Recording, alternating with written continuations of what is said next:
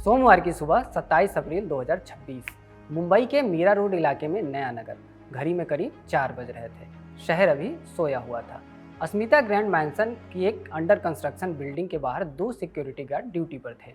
इनके नाम है राजकुमार मिश्रा और सुब्रतो रमेश सेन। ये बिल्डिंग वोखाट हॉस्पिटल के पीछे है।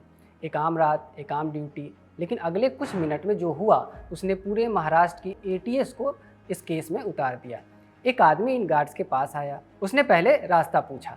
पुलिस के मुताबिक उसने पास की एक मस्जिद का रास्ता पूछा था। गार्ड्स को जो जानकारी थी वो उन्होंने बता दी। आदमी वहां से चला गया, लेकिन थोड़ी ही देर बाद वो फिर से वापस लौट आया। इस बार उसने सवाल बदल दिया। उसने गार्ड्स से उनका नाम पूछा, फिर पूछा धर्म क्या है। गार्ड्स ने जवाब दिया और तभी उस आदमी ने एक और सवाल किया, क्या तुम कलमा पढ़ सकते हो? यहाँ कलमा का मतलब है इस्लाम धर्म की वो आस्था की घोषणा जिसे पढ़ने वाला अपने मुसलमान होने की पुष्टि करता। राजकुमार मिश्रा और सुब्रतो सेन कलमा नहीं पढ़ सके क्योंकि वो मुसलमान नहीं हैं। और इसके बाद उस आदमी ने चाकू निकाला। पहले उसने एक गार्ड पर हमला किया, फिर सिक्योरिटी केबिन तक गया। वहाँ दूसरा गार्ड था, वहाँ भी वही सवाल, और जब जवाब नहीं मिला तो वही हमला। दोनों गार्ड्स को गंभीर चोटें आई। एक स्थानीय व्यक्ति ने गार्ड्स को खून से लथपथ देखा और मदद की। दोनों गार्ड्स को वोखाट हॉस्पिटल में भर्ती कराया गया, जहां उनका इलाज चल रहा है। एटीएस के मुताबिक दोनों की हालत अब स्टेबल है।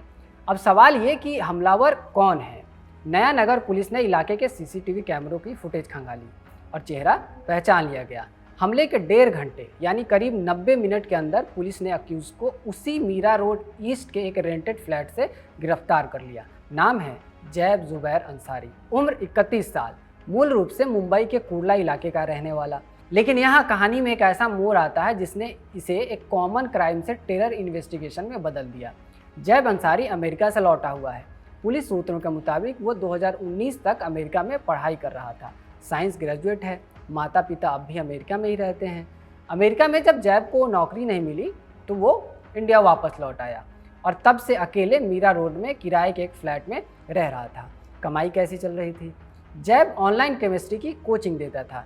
इसके पहले वो एक कोचिंग सेंटर में जाकर बच्चों को केमिस्ट्री और मैथ्स भी पढ़ाता था। यानी एक यूएस रिटर्न साइंस ग्रेजुएट, अकेले रहने वाला आदमी जो दिन भर बच्चों को पढ़ाता था। ऊपर से उसके लैंडलॉर्ड ने हाल ही में उसे फ्लैट खाली करने को कह दिया था। डेडलाइन थी 5 मई। इतना सुनकर ये एक आइसोलेटेड इंसिडेंट लग सकता है, किसी अकेले फ्रस्ट्रेटेड आदमी का गुस्सा। लेकिन जब पुलिस ने उसके फ्लैट की तलाशी ली और वहाँ से जो मिला उसने इन्वेस्टिगेशन की पूरी दिशा बदल दी। एटीएस सूत्रों के अनुसार जैब के घर से कुछ हाथ से लिखे गए नोट्स मिले हैं। इन नोट्स में कथित तौर पर जैब ने आईएसआईएस का नाम लिखा है। आईएसआईएस यानी Islamic state of Iraq and Syria, एक टेरर ऑर्गेनाइजेशन जिसे भारत समेत दुनिया के अधिकतर देशों ने बैन किया हुआ है। एक नोट में जो एटीएस के अनुसार जैब ने खुद लिखा है, उन्होंने आईएसआईएस ज्वाइन करने की इच्छा जताई है और इस हमले को अपना कोट अनकोट फर्स्ट स्टेप बताया है, यानी पहला कदम। इसके अलावा पुलिस को जैब की ऑनलाइन एक्टिविटी में एक और पैटर्न मिला है। एटीएस के मुताबिक जैब बार बार आईएसआईएस से जुड़े प्रोपेगेंडा वीडियो देखता था। एटीएस ने इसी वजह से इस केस को अपने हाथ में ले लिया है और इन्वेस्टिगेशन की थ्योरी है lone wolf attack. Lone wolf क्या होता है, अब ये भी समझ लेते हैं। लोन वुल्फ उस अटैकर को कहते हैं जो किसी टेरर संगठन के फॉर्मल हुक्म पर नहीं बल्कि उनकी आइडियोलॉजी से प्रेरित होकर अकेले प्लान करके हमला करता है। एटीएस को शक है कि जैब के साथ यही हुआ है, अकेलेपन के दौरान ऑनलाइन रेडिकलाइजेशन। लेकिन ये अभी एक थियरी है, इन्वेस्टिगेशन जारी है। जैब के मोबाइल फ़ोन और लैपटॉप को एटीएस ने सीज कर लिया है। इन डिवाइसेज की डिजिटल फॉरेंसिक्स हो रही है, उनकी जांच की जा रही है। एटीएस ये पता लगाने की कोशिश कर रही है कि जैब का किसी हैंडलर से, खासकर बॉर्डर पार किसी इंसान से कांटेक्ट तो नहीं था। यानी ये एक बिल्कुल अकेले किया गया एक्ट था या इसके पीछे कोई बहुत बड़ी साजिश है, ये जांच का विषय है।